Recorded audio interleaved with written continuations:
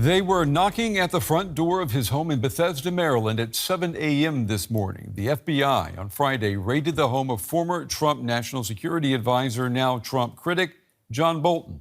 Agents also searched his Washington, D.C. office.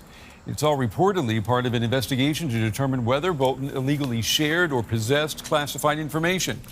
Bolton served in Trump's first administration. He was pushed out due to disputes with the president over how to handle foreign policy challenges like Iran, North Korea, and Afghanistan. In 2020, Bolton published his memoirs, The Room Where It Happened, a scathing account of Trump's first term. Today, when he was asked about the raid, President Trump called Bolton a lowlife and a sleaze bag. I have nicer words for my colleague in Washington, our bureau chief, Ines Pohl. Good evening to you.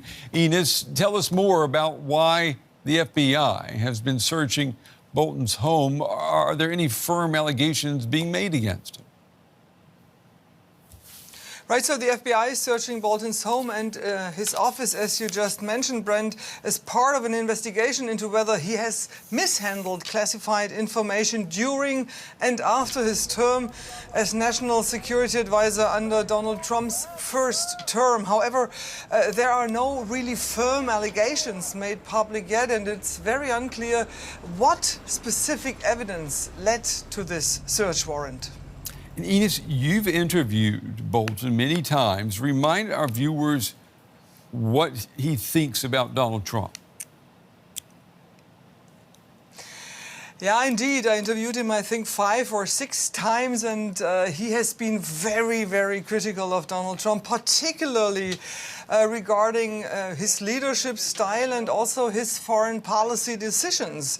In his memoir, you mentioned it, The Room Where It Happened, he wrote that or published that in 2020. He describes Trump as, and I quote him here, uninformed and often acting impulsively, lacking the insight needed to make sound national security decisions. So this is really pretty devastating criticism of a sitting president as he is now. Bolton also warned that Trump exhibits authoritarian tendency, which he believes could threaten democratic norms. I actually interviewed, as I said, him a couple of times, and he really didn't leave any doubt how little he really thinks of Donald Trump's understanding of NATO and also his naivete when it comes to Vladimir Putin.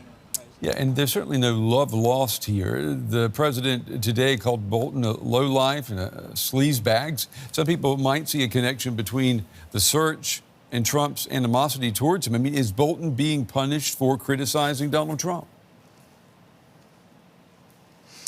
Many observers would say so. They do see a connection between the search of Bolton's home and his office and Donald Trump's animosity towards him.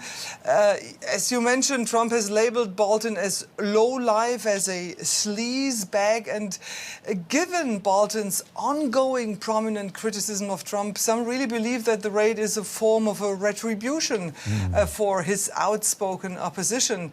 I also find, Brent, the timing and the nature of the FBI's action quite interesting, as the Department of Justice just turned over the first batch of documents related to convicted sex offender Jeffrey Epstein to the House Oversight and Government Reform Committee today.